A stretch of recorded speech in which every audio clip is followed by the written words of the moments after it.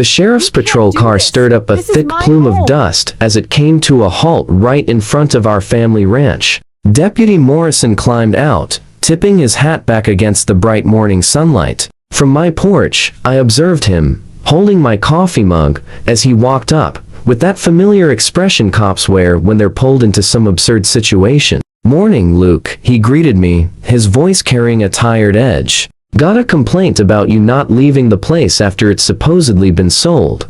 I took a deliberate sip from my mug. "Well now, Deputy," I replied calmly, "I'd sure like to hear who exactly sold it, considering I'm the rightful owner and haven't put my name on any papers." In the background, I spotted Karen Belmont emerging from her gleaming white SUV. Her HOA president badge shone brightly, almost like the sheriff's star she clearly envied. Her impeccably styled blonde hair stayed perfectly in place despite the wind as she strode toward us with purpose. "Officer, this individual is trespassing on land that's been officially put up for sale," she declared confidently. "I have the listing right here on my phone. $3.2 million. And we've got potential buyers lined up for viewings this very afternoon." Deputy Morrison glanced back and forth between us, obviously regretting his assignment. "Ma'am, do you have any documentation proving an ownership transfer?" he asked. "Not exactly yet, but the listing plainly states the property is on the market. It's been active for 2 weeks now." Placed my mug down on the porch railing.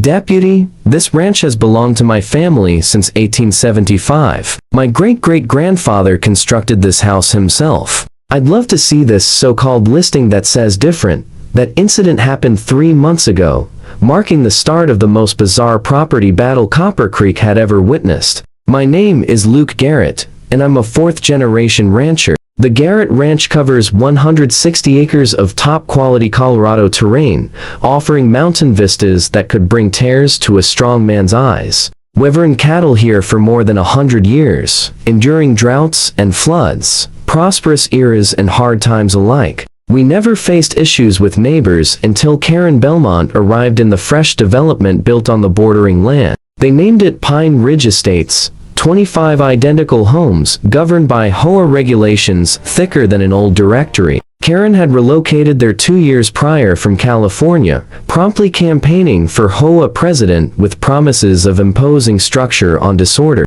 She secured the position by a slim 3-vote margin, and has been tormenting residents ever since. Our initial clash occurred when she reported my rooster for breaching noise rules. I courteously pointed out that my rooster had been announcing dawn on this property long before her neighborhood even existed. In response, she issued me an official notice for not managing livestock sound output. Next followed gripes about manure odors, dust raised by the cattle, and the shabby look of my 150-year-old barn. Every occasion, I informed her that farming zones operated under separate guidelines from housing areas. Every time, she'd depart in a rage, grumbling about neighborhood norms and home values. But nothing could have readied me for that morning when Deputy Morrison arrived. Once Karen sped away angrily, he displayed the listing on his phone. Sure enough, there it appeared, across 3 separate realty sites. My ranch, featuring unauthorized photos and a write-up implying I was anxious to unload it for development. "Prime development chance," it proclaimed. "Classic ranch land primed for upscale building. Seller eager for fast transaction." A chill ran through me as I browsed the images. Somebody had entered my land uninvited, snapping pictures of all structures and boundaries. There were even aerial drone views capturing the entire property spread. I devoted the remainder of that day to calling the real estate platforms, demanding faith postings be taken down. Each demanded evidence of ownership, paperwork, and official takedown forms. In the meantime, my phone began blowing up with calls from agents begging to arrange tours. By week's end, I dealt with 17 separate parties arriving at my entrance, each insisting on scheduled inspections. One especially pushy builder from Denver went so far as to snip my gate lock and roll straight to the doorstep, claiming I was merely haggling over the offer. That's when I realized this went beyond Karen's typical meddling. This meant conflict. I retained Betty Lawson, the top land attorney across 3 counties. With 4 decades of handling property conflicts, she was known for showing no mercy in litigation. After reviewing the postings and the counterfeit seller's contract I'd managed to acquire from one site, her expression sharpened like a hunter sighting game. "Luke," she remarked, with a faint grin, "this involves major fraud. Several felonies, in fact. Identity theft, document forgery, wire fraud, plus trespass for those photographs. We'll pin them down hard." As Betty tackled the courtroom angle, I conducted my own digging. Then Tom Crawford, among the more level-headed folks in Pine Ridge Estates, drew me aside at the local cafe. "Luke, I probably shouldn't say this," Tom whispered, checking his surroundings, "but you need to hear it. Karen had been going on at the HOA meetings about pushing you off your land. She laid out this big scheme for the subdivision to grow right onto your property. She even passed around renderings for a Phase 2 expansion." "Renderings that included my ranch," I said, stunned. Tom gave a solemn nod, said that once you were out of the picture, the entire area would be redeveloped into something upscale. Claimed she already had developers waiting in the wings. "But listen, Luke, word is she's in deep money trouble. Her husband got laid off 6 months back, and they're way behind on the house payments. I figure she's angling for a payoff from whoever's eyeing your spread." That's when the ideas started clicking into place. If Karen wanted to fight dirty over real estate, I could match her move for move. I did some discreet checking and confirmed what Tom said. Karen's home was sliding into foreclosure. The lender was gearing up to pull the trigger. That's when I rang my cousin Eddie, who runs a private equity outfit in Denver. "Eddie, I need you to form a shell company for me. Something bland and official sounding." "What kind of mischief are you cooking up, Luke?" Eddie asked, intrigued. "Just a small real estate play. All above board, I swear." Mountain View Holdings, LLC was filed within days. And the moment Karen's house entered pre-foreclosure listings, we pounced. The bank wanted to dodge the full foreclosure mess, so our all-cash bid was snapped up fast. Best of all, Karen never knew the buyer's identity. The deal closed in a flash, and just like that, the HOA president's house belonged to me.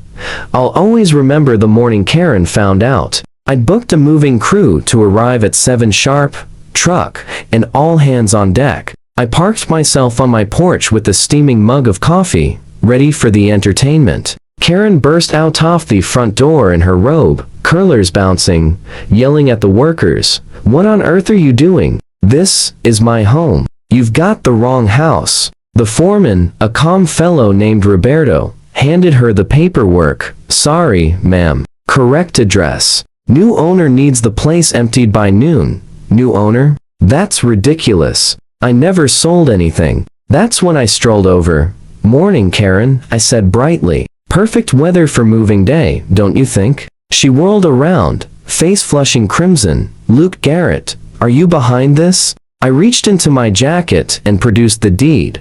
Guilty as charged. Mountain View Holdings, LLC, that's my outfit. Purchased it straight from the bank. Funny, you never mentioned being in foreclosure while you were scheming to swipe my ranch. All the blood left her cheeks. "You can't do this. It's harassment. I'll take you to court." Speaking of court, I went on evenly. My lawyer, Betty Lawson, wanted me to deliver this. I passed her a thick envelope. "You're facing charges for fraud, identity theft, trespassing, and slander." Turns out we pinpointed who uploaded those phony listings of my property. The IP address leads straight to your home Wi-Fi.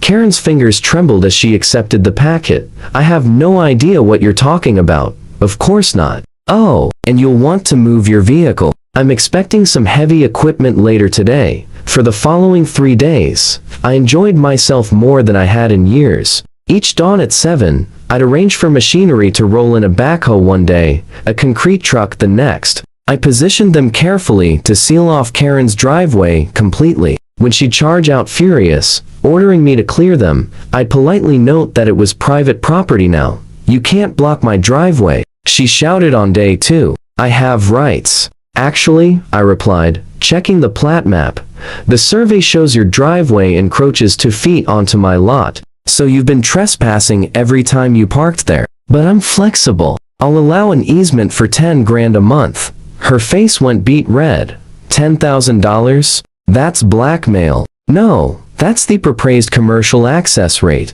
Got it in writing. Or feel free to park curbside and hoof it in. By day 3, news had raced through Pine Ridge Estates. The HOA board called an emergency session. Tom filled me in afterward. Karen apparently tried whipping them into suing me. But once the fake listings and incoming lawsuit came to light, nobody wanted any part of her mess. She ranted for 20 minutes about rights and standards, Tom recounted, laughing. But when Harold flat out asked if she truly tried listing your ranch illegally, she couldn't lie her way out. The motion to boot her as president passed without a single knock except her own, naturally. The icing on the cake was when Karen lawyered up for a counterattack. She brought in a slick Denver attorney who arrived at my place in a tailored suit and polished loafers that had no business on dirt. Mr. Garrett, he drawled smugly, I ain't intends to pursue litigation. This intimidation ends now. Betty Lawson was there reviewing files with me. She rose, barely 5'2" of pure steel, and beamed at him. Excellent. We're anxious for Thetriol too. We've actually amended the complaint. Added conspiracy to defraud. Turns out your client coordinated with a developer offering her a finder's fee for Mr. Garrett's land. Care to review the email chain? The lawyer's smirk wavered. Emails? Oh, yes, Betty said pleasantly. Your client really ought to choose better passwords. Password 123 isn't cutting it these days. But rest assured, we acquired everything through proper discovery. The message outlining her $500,000 cut is especially compelling. That attorney was peeling out in his luxury sedan 10 minutes later, and I never laid eyes on him again. Trial day arrived 6 weeks on. Karen appeared with a new attorney, a weary public defender who clearly knew the odds. Betty laid out airtight proof. Forged contracts, bogus postings, incriminating emails about the kickback. Even grainy footage from the county clerk's office showing Karen photographing my plat records. Judge Harrison, a no-frills veteran of 2 decades on the bench, wasted little time. Mrs. Belmont, she declared firmly. This transcends a mere neighbor spat. You've perpetrated grave offenses: identity theft, fraud, conspiracy, and attempted grand larceny. Abusing your HOA authority to lend credibility to the plot aggravates the matter. Karen stood frozen, her customary poise in ruins. I'm entering judgment for Mr. Garrett on every claim, the judge proceeded. Mrs. Belmont, you are convicted of fraud and conspiracy to commit grand theft. The sentence is 3 years incarceration, suspended to 18 months served, plus 5 years probation. Additionally, you will make restitution of $250,000 to Mr. Garrett for compensatory damages and attorney fees. Karen swayed, her lawyer catching her elbow as she wheezed, to 50,000. I don't have anything close to that. Then I recommend liquidating assets, Judge Harrison answered icily. Court adjourned, as the bailiff escorted a weeping Karen from the room, her once immaculate hair in disarray. Her HOA president badge slipping from her lapel and hitting the floor with a faint ping. I couldn't help reflecting on how the whole saga began with one petty grievance over a rooster's morning call.